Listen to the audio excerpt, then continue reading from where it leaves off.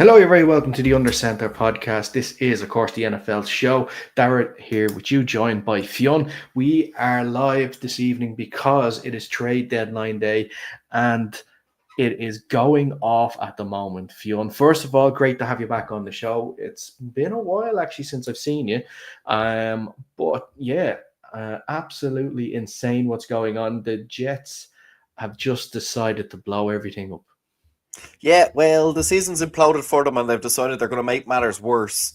Two wins is obviously, or one win is obviously enough for them. They've decided they don't need another one this season, so they're just going to get rid of, fire sale everybody, and get rid of as many people as they can. It's going to be interesting to see now. I think we're going to get a nice evaluation. Obviously, the two big ones, the big names that are gone is Quinn and Williams. I think he's pretty well regarded around the league. I've personally been hearing like more questions about CJ Gardner this year, where like maybe there were some questions over his coverage technique and the hype coming out of college and the second year settling in. So it'll be interesting to see how he gets on in the Colts. Obviously, they had a rocky week this week, but they've been flying through the season so far. So I think we're going to get a nice evaluation now of Gardner and see just how good he is. Obviously, very highly touted coming out of college. Decent, I would argue, first year with the Jets. I think it is fair to maybe level a little bit of criticism at him, but we were saying the last show that I was on, Dara, with Rian, we were discussing that it does get very difficult to evaluate some of these guys when the overall team is so poor, especially quarterbacks and obviously cornerbacks a little bit. They're out on an island. If the defense is playing badly, it's very easy for them to get shook up. But it's not always down to individual play, and when players get isolated, it can be very difficult. So it's going to be interesting times now, and we'll see now, is there any other big names on the block? Obviously, Brees Hall will be another big name that they have that I could see other teams being interested in.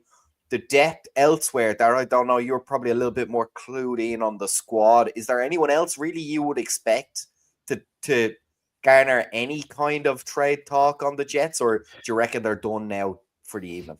Well, the biggest name remaining, uh, well, there's two. One of them I don't see being traded, mostly because of contract issues. He only signed a new deal there last in the off season, so it'd be hard to move him off. That's obviously Garrett Wilson. The Of course. other for me to keep an eye on now, whether it will happen or not, is Brees Hall. Of course, a Mm. running back, Brees Hall, who has had an up and down season. He's found himself sharing the carries with the likes of Isaiah Davis for the last little while. So he finished off last week against the Bengals, of course, with a really good game. I think it was 3 touchdowns in total. Two rushing and one passing, actually, the winning score in that game. So I think he would be the next person to look to go out. Other than that, there's not a lot. I know Olu Fashion knew it, but he's only there. And Ahmad Membu, but they've only been recently drafted. They're not going to go anywhere. Mm. Yeah, I think it's just. I think Brees Hall. If anybody else is to leave the Jets this evening, it'll be Brees Hall. But other than It's that, I can't see anyone else go. it's always an interesting question. You've got teams like the Jets. I would put probably the Saints in the same category where they're right on the edge of a fire sale. Obviously, Dara, you'll be fully aware. Shaheed is obviously gone. The speedster, the deep ball threat that they had, gone to the Seahawks from the Saints. They also have Olave. I've heard a lot of his name being bandied around for trade discussions Mhm. and whether he would or would not be on the block. And I think it's very interesting when you have these younger side players of how aggressive you go when you're shipping them out, because the reality is a lot of these guys are on favorable contracts.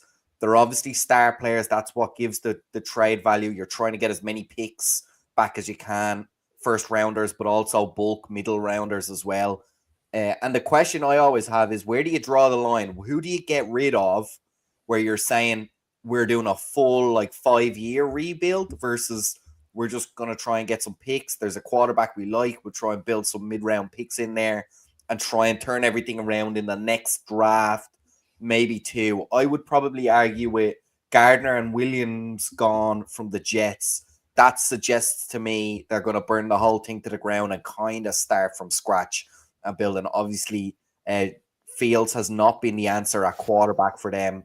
There's no one else really on the roster that can answer that, and I don't believe there's enough star power in the college football players coming through that really entices them. So maybe this is a sign that the Jets are going for another longer term rebuild, which will, I'm sure, delight the long suffering Jets fans that we have around the league.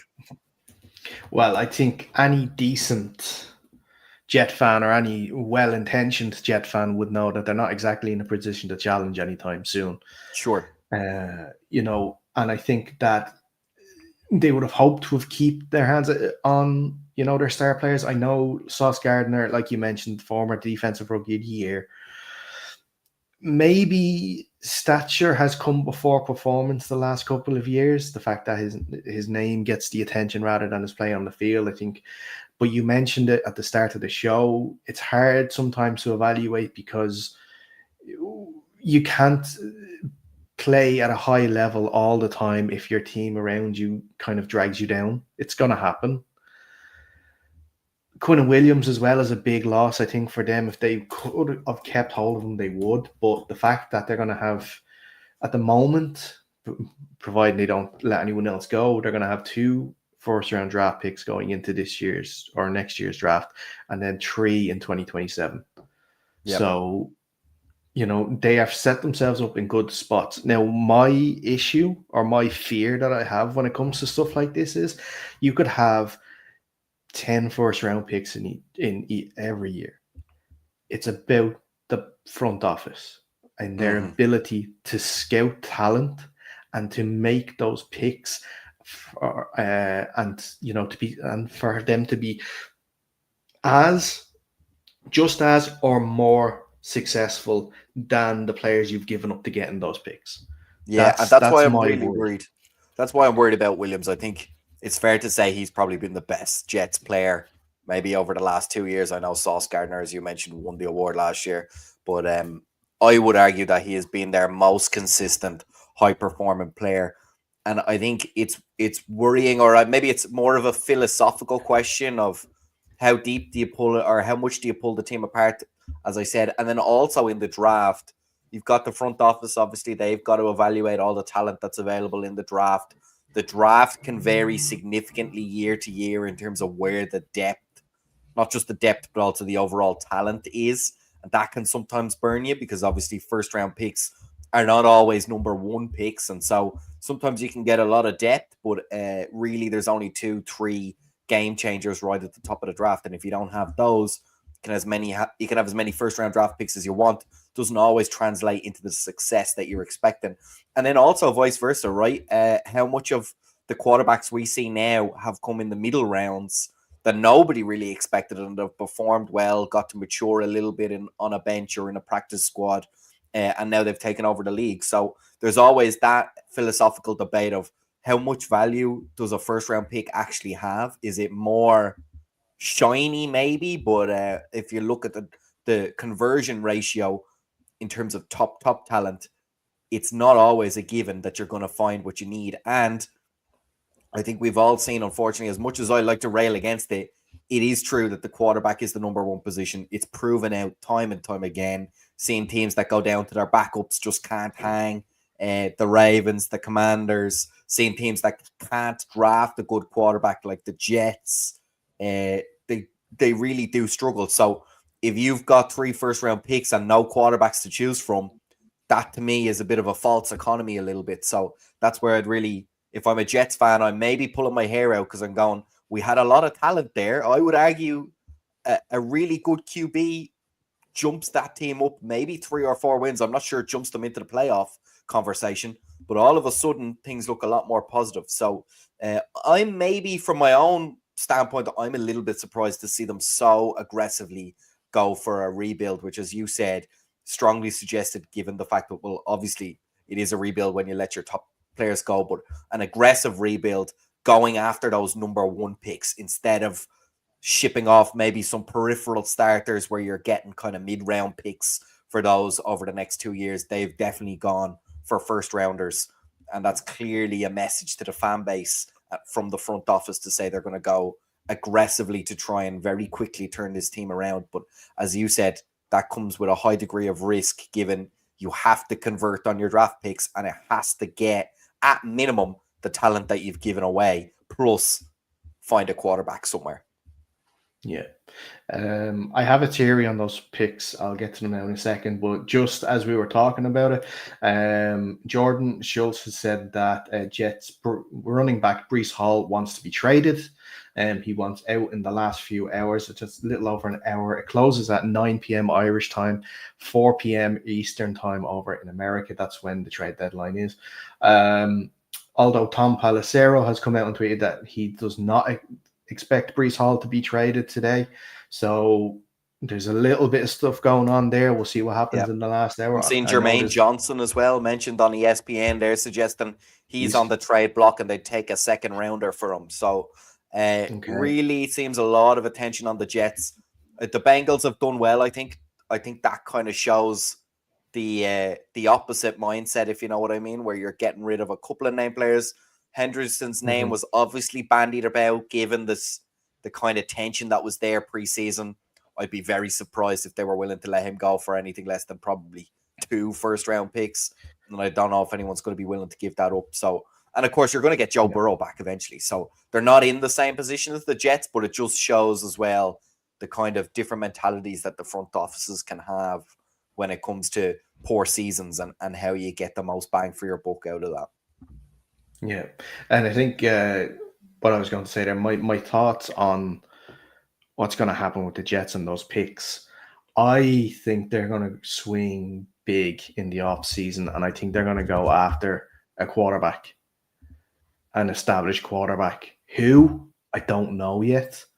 But with those first round picks and stuff like that, a name that jumps to mind straight away, and I don't know if he would do it, because I'd have to see if he has the no trade clause in his contract. But Joe Burrow is a name that comes to mind at the Bengals. They are in a very similar situation to the Jets in terms of they are very, very close to blow it up mode.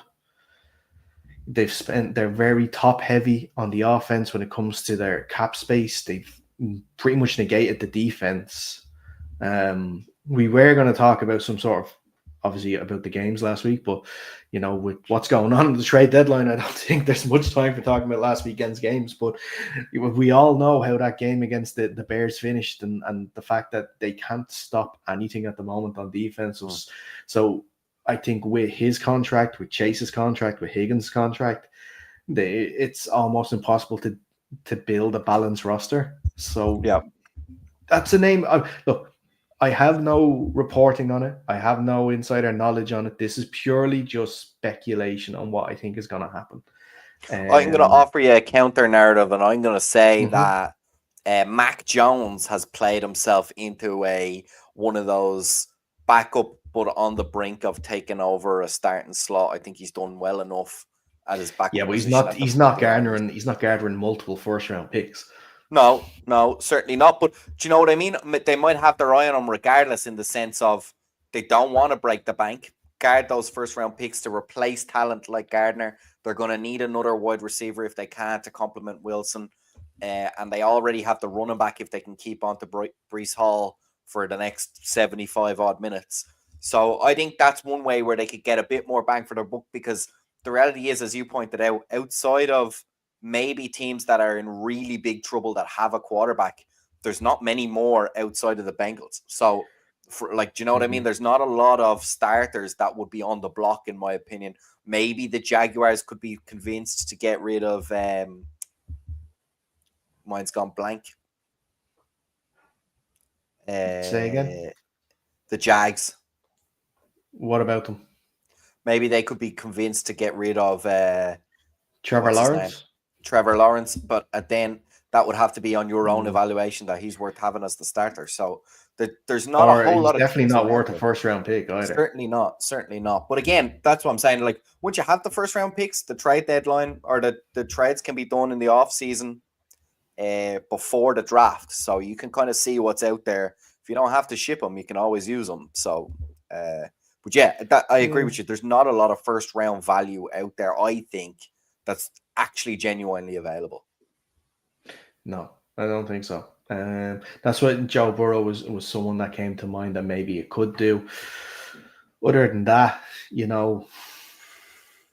I'm looking through the teams here at the moment, and I can't see who they could possibly draft for with those picks and get someone. Unless they want to get Jaden Daniels, but Jaden I don't know if they Daniels, maybe Young from the Panthers. give us a couple of first round picks for Sam Darnold, and we can talk. That'd be some return back to the Jets anyway. Yeah. But let's see. Let's have a chat about some of the other teams because it hasn't been just the Jets. Actually, we'll stick with the Jets kind of. Let's flip it on the other side about the teams that are acquiring these players and how you think this has improved their teams. For me, the surprising factor is that the Cowboys are, especially after they are 3-5-1 at the moment, that really tough loss against the Cardinals team, with Jacoby Brissett last night. They, first of all, traded for linebacker Logan Wilson from the Bengals. He was someone that had requested the trade. He was looking to move out. But then also, of course, doing this trade to get Mazi Smith using one of their 2 first-round picks, the one, of course, their own, and the one they acquired from Green Bay from Micah Parsons. And like I said, sending Mazi Smith the other way. And I think as this year's second and 2027's first. So Yep. What do you think for the Cowboys and their business today?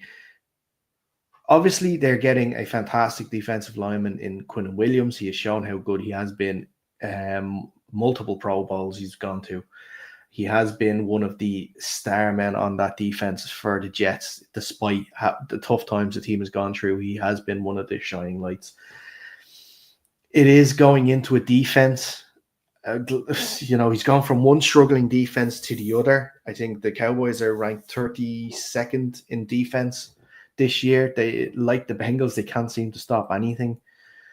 So now they get Logan Wilson. Now they get Quinnen Williams. What do you think about this business from Jerry Jones today? Yeah, I think he did. I think it's wise. I think he's addressed what he could in terms of the available talent. It seems to be a D-line heavy talent pool available on the trade block, and he's recognized that one of the areas of weakness that he has is obviously that. So obviously a defensive tackle you're hoping is really a run stopper, and then the defensive end Wilson plays on the edge.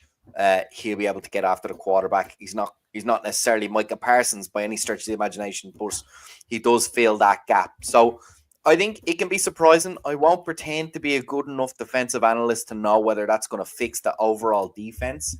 It certainly could. We see time and time again, pressure on the quarterback really helps the back end. If the quarterbacks are under a bit of pressure, then the coverage needs to be a little bit less all-encompassing. So that can really help out a defense as a whole.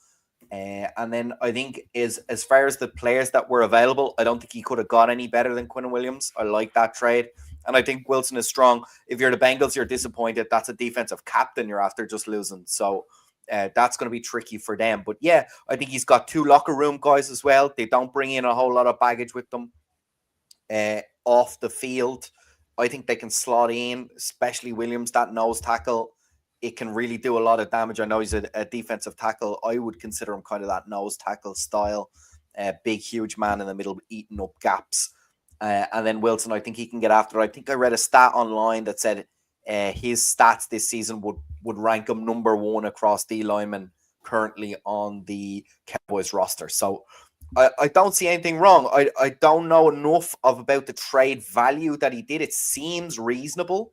To be honest, I didn't think you were going to get Williams for anything less than a first rounder, so it makes sense. It's a 1 and a 2. They obviously moved on a player, but you're also replacing a D tackle, so not too much concerns on depth there. I don't know anything about Mazi Smith. Is he a starter or is he kind of a rotation player for them? No, he was their first round pick. Not last year, the year before, but he was a healthy inactive last night for the game against the Cardinals. So for a first round pick to be a healthy inactive is obviously just showing that he just has not lived up to his valuation with the team. And like we're the punt for the Jets, right? They obviously asked for him. They could have got another pick if they wanted. So they were obviously happy enough to include him in the trade. I reckon they're saying, well, look, you can't just play nobody, right? You still got to put 11 players out on defense. So they get their replacement tackle. Probably, I wouldn't be surprised to see him start every game now, and they're going to see if they can develop that first round talent into an NFL star. And if they don't, sure, they got a couple of picks as well to rebuild around that. So, yeah, I think overall it makes both of those make sense from both sides, to be honest. Yeah. Elsewhere today, like you mentioned, the Seahawks acquired Rashid Shaheed from the New Orleans Saints. They have given a fourth and a fifth round pick for the pacey wide receiver who has history in Clint Kubiak's offense. So he is definitely someone who is familiar and be coming in straight away that they can hope can contribute straight away. You know, for the Seahawks, of course, they had a big win on Sunday night against the Commanders. You know, it has been the Jackson Smith and Jigba show this season. It could be help for him. It definitely is help for him, but it could also be a insurance policy in case the injury to Cooper Kupp is a lot more serious than they think it is. Also, they probably believe that you know they can do well this year and they can actually maybe, if not make the playoffs, go far into the playoffs. And this is maybe one of these final pieces that they need, a wide receiver that will blow the top off a defense to help them in that sense, but also will help them in the rushing game too. Yeah, also worth noting that Shahid has before been a punt returner as well, so he has that dynamism as well. I suspect maybe Darry, you mentioned Cup there, that this isn't necessarily a trade even looking beyond this season. Cup obviously one of the older receivers in the league. I saw the other day, I think he's top 10 oldest receivers in the league. Shahid obviously not a spring chicken, but at 27, he offers a significant downgrade in terms of age and longevity. I don't know what his contract situation looks like. So I thought it was a little bit interesting because obviously, as you said, Smith and Jigba has been so dominant this season. They haven't had to have an outrageously good two opposite him. He's been able to do it all himself so far. The record as well has been really strong. Do you know what I mean? It's not like he's putting up empty numbers. They've been getting W's alongside that. So I was interested to see them go for a wide receiver. I think it makes sense, but it didn't strike me as necessarily their biggest need. How do you feel? What would you have gone? Obviously, the trade block is the trade block, right? Not every player is available, but what Yeah. would you have considered their biggest need coming into this trade deadline that you would have liked to see them address? Um, Obviously, two positions. 38-14 against the Commanders doesn't really suggest any major issues, but Yeah, two positions that I sort of looked at were right guard and safety. Anthony Bradford has been the starting right guard this year for the Seahawks. He has not performed well, and that's to say the least. In an offensive line that has performed quite admirably. Anthony Bradford has really shown up as the weak link in that chain. And then on safety, with safety, sorry, I should say, the injury to Julian Love, the hamstring injury, I fear is a little worse than they thought. He missed 2 games, was kept off IR, re-aggravated it in the bye week, and now is on IR and is going to miss at least 4 games. Obviously, the first was that Commanders game. So there was some rumors of Meek Fitzpatrick from the Dolphins being available for a trade if that was possible. Obviously, it must not be if they're not going for it. But then, sort of after the game, I know, Fionn, you're dealing with the Commanders and their mountain of injury problems coming out of that game. But the Seahawks had one of their own with their linebacker and, general of their defense. Ernest Jones went out with a knee injury in the second quarter. Still haven't been told exactly how severe that injury is. Thankfully, it looks like it's not an ACL injury, which is good news because they wouldn't keep. I don't know, and this is I'm saying this, and then I'm going to be told tomorrow when we get an update he actually did do his ACL. But And he's on normally, IR, if yeah. it, yeah, normally if it is an ACL injury or something like that, we kind of know straight away. If you look at Tucker Craft, even just this week, he did his ACL on Sunday, and we found out on the Monday. Where Ernest Jones, he went off with a knee injury and still haven't been found out. So hopefully it's something. If it is, maybe he's an IR candidate. It's just 4 games, which, is probably the best case scenario. Well, the best case scenario is he's absolutely fine and he can play this week against the Cardinals. But I'm pretty resigned to the fact that I don't think that's going to happen. But yeah, so linebacker, maybe if Ernest Jones's injury was more severe than first anticipated, maybe that could have been something we could have looked at. But again, there's not many linebackers out there at the moment who would be available for trade anyway. Yeah. Yeah. But yeah, so that's on the Seahawks side of things. Other trades we've gotten today. Let me see. Myers, I think, is underrated. Jacoby Myers, yeah. I don't know if he's necessarily going to do enough to get the Jags over the hump. They're actually sitting at 5-3, which is obviously not a bad record at all. I think it's more interesting given the teams that were needy at wide receiver, that it was the Jaguars that managed to get the trade done. I'm thinking the 49ers, the Commanders. There was a lot of wide receiver needy teams out there, and it was the Jaguars that managed to get Jacoby Myers. So that's an interesting one. I'm gonna keep an eye on that. And obviously, they just played each other this weekend as well. So maybe he could have just swapped over in dressing rooms. I wonder if that is to do with the injuries that they are accumulating in wide receiver as well, because we know Travis Hunter's on IR with a knee injury. Brian Thomas went down during that game on Sunday and didn't come back in. So I wonder if his injury is going to keep him out for a couple of games too. So maybe that's what forced the Jaguars' hand a little bit in getting this move for Myers done. Yep, possibly. He's also is out of contract at the end of the year, so maybe that limited some teams on what their salary cap arrangements were to be able to sign a deal with him very quickly after they traded from. The other big one that I was surprised by as well was Jalen Phillips going to the Eagles. I think that's a very good signing for them.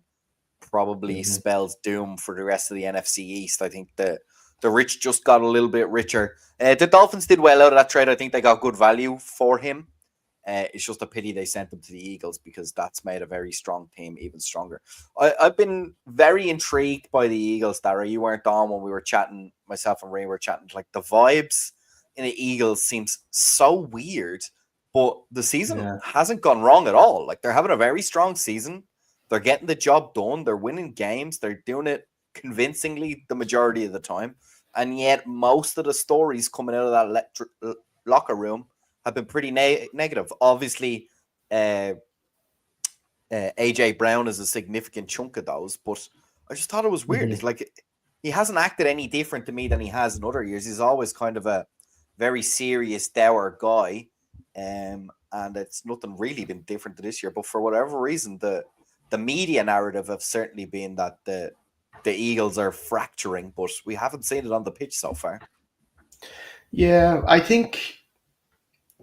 I don't know if the issues with the Eagles or the reported issues are as big as people believe. I think this is a product of success and steady success they've had in the last 3 years.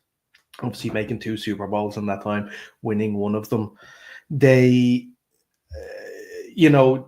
maybe press, media, and look, I know that's what we are, but I don't think we're trying to do it, but they're trying to find ways maybe to unsettle them. I suspect possibly. so, yeah. Now the defense has regressed a little bit this year. I think it is down to the pass rush. Their pass rush has not been getting home as much as they would have liked this year. I think, who is it? Jalen Carter is taking a bit of a step back. Jordan Davis has taken a step back. Obviously, they lost Hassan Reddick in the offseason. They let me just see. Yeah, they What's the linebacker they have? I think he's having a decent season. He just hasn't been as influential as he was last year. Zach Bond. Bond, yeah. Yeah, Zach Bond. Yeah, that's a good shout as well.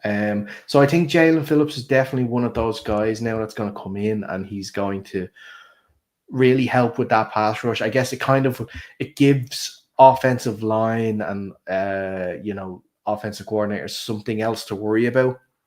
Yep. And that's what's going to be important for them. And I think, especially in the back end as well, I think, who is it? Nolan Smith is a player that they've really missed this year. He's been on IR.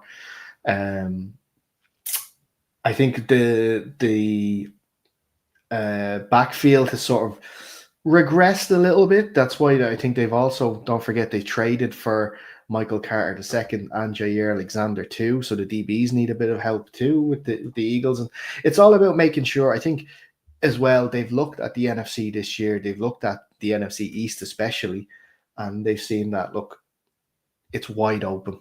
I think the preseason hype about certain teams in the NFC, i.e. the Lions and the Packers, they've sort of flattered to deceive a little bit. I think that they have, obviously, the loss for the Packers last week against the who was it? The Panthers, wasn't it? They lost to the Panthers.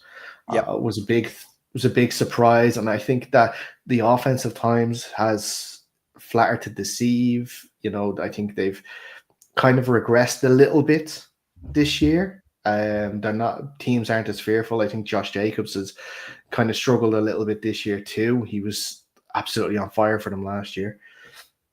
So yeah, I think the NFC is wide open. They saw an opportunity to acquire some talent to help them push them over the line. And I think, they're not as flashy as they were last year. It's like Saquon's not trying to go for a 2,000-yard season. They're breaking teams down. They're a little more methodical, and at the end of the day, you can win 30-0 or you can win 20-19. It's still going to be a W at the end of the day, and I think that's all what they're caring about.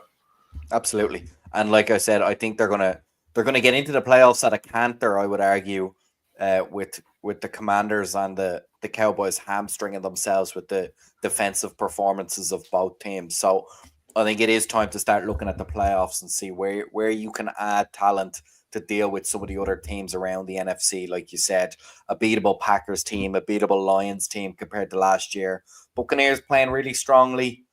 Seattle obviously doing really strongly. Rams have been steadied the ship, and they're looking quite strong at 6-2 as well. So there's teams out there, but there's definitely no one big dominant squad that you're going to have to manage in the NFC side of the draw. So I think they're just trying to slowly add. I'll ask you one other. I have the list of trades here in front of me. Mm-hmm. One other one that is highlighted here that I didn't recognize this name. Tyrone Shoyinka out of the Browns. He went to the Bears, an edge rusher. I didn't know. Well, the Bears. Yeah, the Bears had been rumored to be aggressively looking at pass rush before the trade deadline. I think that I think they were in on the Quentin Williams thing. I think they were talking about Trey Hendrickson as well, but it doesn't look like the Bengals want to move him. So I think they had to look around. Now, I'll be honest, he's not a name I'm too familiar with myself. Me neither. Yeah, me neither. So that's an interesting one. Again, this is kind of just the stream of trades, so they're not always necessarily blockbusters, but the implication is he'll be a starter for the Bears anyway, and he's gone down. They're down a defensive end after the game, after the week. So I was going to say, we saw first thing this morning, and this is the crazy thing. In the last probably 2 hours, it's where it's really heated up in terms of trades because Logan Wilson was one earlier on today, but the first one that we woke up to this morning was Draymond Jones being traded to the Ravens, which seems like it was ages ago. And it's not really a name to when you wake up in the morning, rub your eyes and see if did this really happen. So there are obviously these other trades, but look, coaches and GMs they'll know more. They'll forget more than probably we'll ever know when it comes to these sort of things in the NFL and football, and they obviously saw something in Draymond Jones that has sorry, just have a look here. That they think is going to help them moving forward on the defense. I'm just looking at Joe Tryon's stats. The name does ring a bell because I remember he was a first-round pick for the Tampa Bay Buccaneers back in 2021. That was the season after, I believe, they won the Super Bowl. And obviously he just moved to the Browns this year. Has started 8 games for them. And has had 5 tackles in total in all the games. Wasn't really prolific when it came to Tampa Bay either. On the edge, had recorded. Well, the Bears only gave up a 6th rounder, and they got him and a 7th rounder back. So that'll inform you a little bit about his standing within the league. Yeah, it's an interesting one. We'll see. There's still what? How long have we got left? 40 minutes thereabouts. 45, give or take. It looks like the biggest thing left to be done, if it gets done, is going to be Breece Hall if he goes anywhere. Do you want to? We'll probably end the show soon enough. Fionn, do you want to make a guess? Who do you think Breece Hall could go to before this 9 o'clock deadline? I'm a conservative, so I'm gonna say he doesn't go anywhere. But if you're gonna twist my arm, that's no fun. Come on. I know. If you're gonna twist my arm and say he's gonna have to go somewhere, I'm going to say he's gonna go to the Giants to replace the season-ending Scatterbo injury. But I don't think the Jets would ever trade to the Giants. But that's where I think the need is. It'd be pretty anticlimactic for him now, wouldn't it, if that was the case? Yeah. He doesn't even have to change his locker, I'd say. You're finally getting out of New Jersey. Where am I going? New Jersey. I'm looking at running back there. Maybe the Bears. I don't know how big. I know Swift didn't play on Sunday. He's huge for them. But I don't know how long-term that is. So yeah, they like their rookie though. That played. That's true. That's true. Yeah, he did really well. He did really well. Let's see how serious that injury is to Aaron Jones in Minnesota. He went out a game against the Lions with a shoulder injury. He was on IR previously for an ankle injury, so he is a little banged up at the moment. Yep. If maybe the Vikings can get something done there, that could be a very good acquisition, some nice help for JJ McCarthy. Mm-hmm. One other team maybe to look out for, I like to look at the Chiefs maybe. Possibly. Isaiah Pacheco has an injury. Kareem Hunt, while playing well, is still an aging running back. Mm-hmm. I think Breece Hall would love the chance to play with. He wouldn't love the chance to play with Patrick Mahomes in Kansas anyway. But I think that would be an interesting call. So they're the 2 teams I'm going to look at, is the Vikings and the Chiefs, to see if they can, because supposedly there's multiple offers on the table. So we'll see what happens if that's the I'd case. like to propose my Commanders, but number 1, I don't think we have anything worth trading, and number 2, given the Daniels injury, I think the running back room is the least of our concerns now at this stage. I think the season is pretty much. I'm going to say the season's on IR. I think we're done now for the season. Too many injuries. We never I think had running back is the least of your worries as well. I think you've got a sneaky good running back room. I know Austin Eckler's obviously done for the year, but you've got Krosky, Merritt. Keep dropping the ball. Yeah. All of them. Well, every week we have a running back dropping the ball. It can't happen. Now, I don't know if it's just because I'm following the Commanders and I noticed them all, and every other team has a similar stat line, but my God, it seems week in, week out, we've a running back putting the ball on the ground. And what about your wide receivers and all that stuff? You just cannot be having running backs fumbling the football. So, but as I said, that's maybe just wishful thinking on my fandom part, because Number one, I don't think it's a big need at the moment. And number two, I don't even think we have necessarily that much worth trading for, to be honest. So Yeah, well, I think and it's just something to maybe give your season a bit of a boost because it's you yeah. know what'll give my season a bit of a boost if we don't lose any more players to season-ending injury. Somebody take Frankie Louvu and put him in bubble wrap, please, because if Well, he goes he's down for the rest, missed the next game anyway. yeah, he does. But Excessive use of the hip drop tackle, which is interesting because it's not getting flagged in games, but it's getting flagged after games, which I no thought fun, was meant to be Lee. a point of emphasis. Can't hip drop and he can't hip thrust, apparently, huh?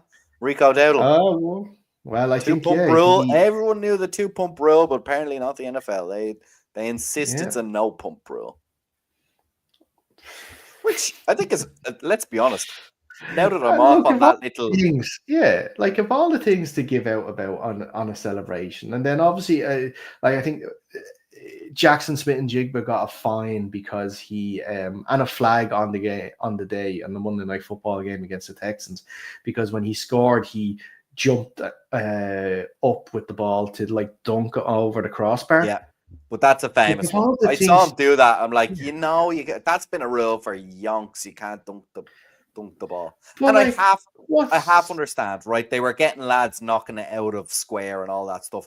And I also half understand that no shooting people and bow and arrows and all that stuff. But thrusts is hardly the most graphic, unfamily friendly. Like, I'm not sure anyone would even recognize the sexual connotations that will be in it that are under the age that should be looking at that. So I thought it was a bit extreme even for the NFL, and I'm sure he'll be fined, and I'm sure there'll be a memo sent out saying 0 pumps is the appropriate amount of pumps, and anything more you'll get a flag.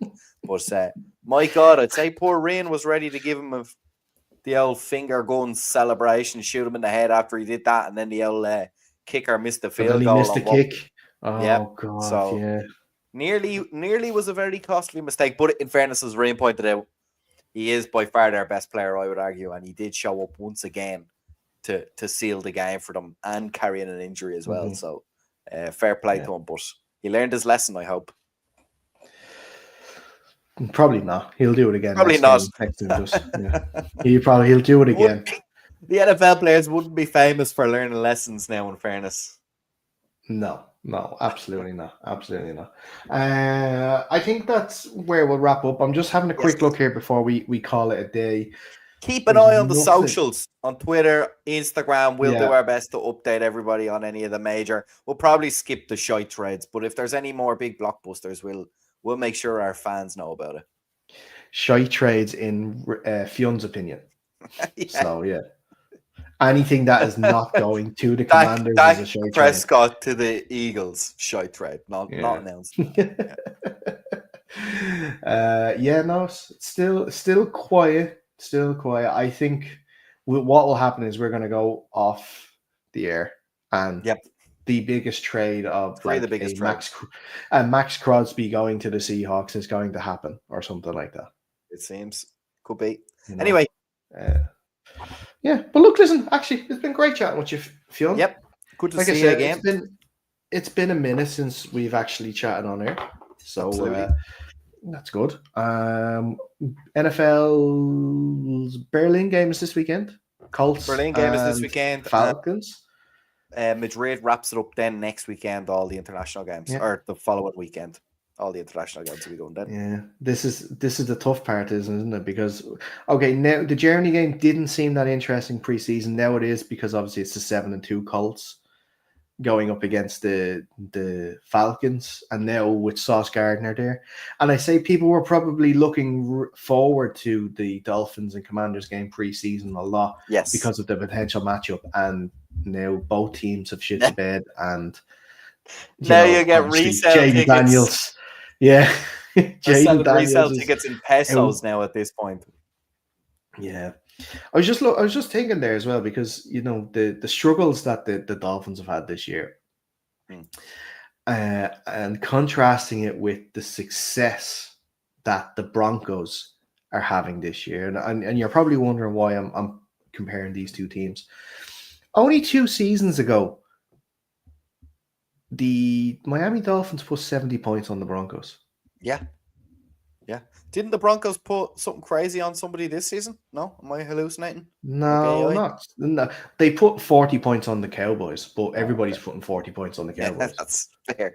So yeah, it's funny how things change. And Bo yeah. Nix was also slated his first year in the league, and look at him now. And same with Drake May. I think, look, there's a lot to be said for giving these QBs a chance to bed in and giving them an actual proper offense to operate in. It's one thing to be given out about them when they're taking the second highest sacks in the league, and look at them when you give them a bit of an O-line and somebody to throw to. A lot of these boys can perform. So I'm a big advocate of giving them a bit more time.